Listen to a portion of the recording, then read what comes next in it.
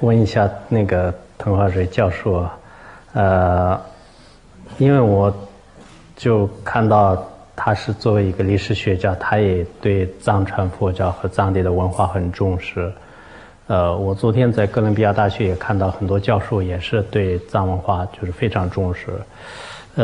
我问的问题呢，第一个是你们哥伦比亚大学就是对藏传这个文化、藏传佛教的研究，或者是就是怎么样，就是这大学的情况。然后第二个问题，你这么多年以来，就是为什么这么重视专注藏传文化？ So, to get to the question about Colombia, I mean, I think it's very different, not just from Chinese institutions that do research, but also from a German or a European model, where there can be a sort of research project in Europe or China. In America, it's much more, I guess, fitting with our approach. We all pursue our own interests, and so, of course, the main thing that's different about Colombia is the interest in modern Tibet. And that is something that is I think, widespread across the university. I think we have 8 people at Columbia teaching something about Tibetan culture right now. And those on the religion side, Bob Thurman and his students, tend to study Tibetan Buddhism across time.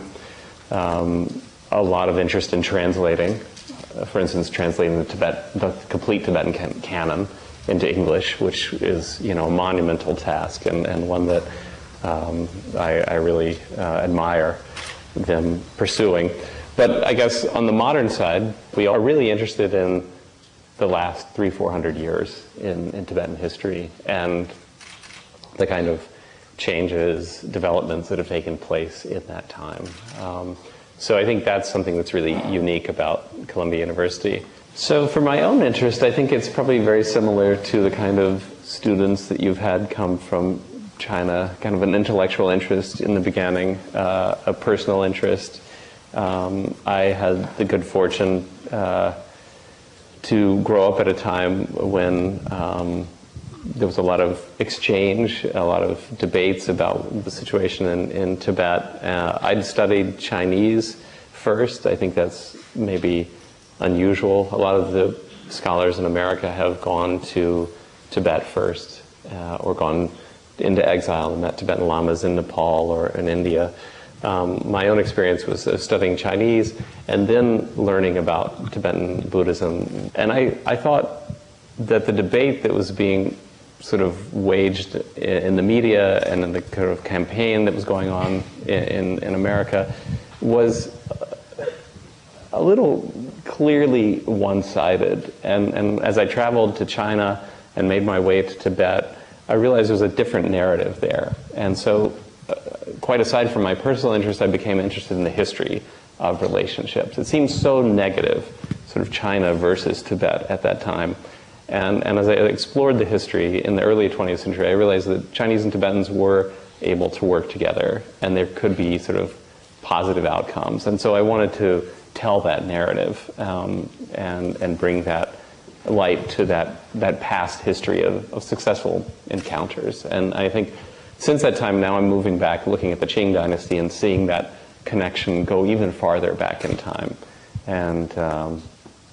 And I guess I look to the past with hope to the future. Thank you. And now I'd like to invite Tim McHenry, who has been our gracious host here at the Rubin Museum of Art. Thank you for that, and you have a few words for us. Well, yes, there are many thanks due to putting this program together, and not least, of course, Professor Gray Tuttle, who expertly guided us through these many questions that we've all been burning to ask ourselves, but he put them much more eloquently than we could. And lastly, but of course foremost, we want to thank Kempo. As I say, this is a place of scholarship, and we would like to honor your scholarship, Kempo, with some catalogues from the museum that were created specially for the exhibitions that we've mounted, and I hope you'll accept them on the behalf of the readers.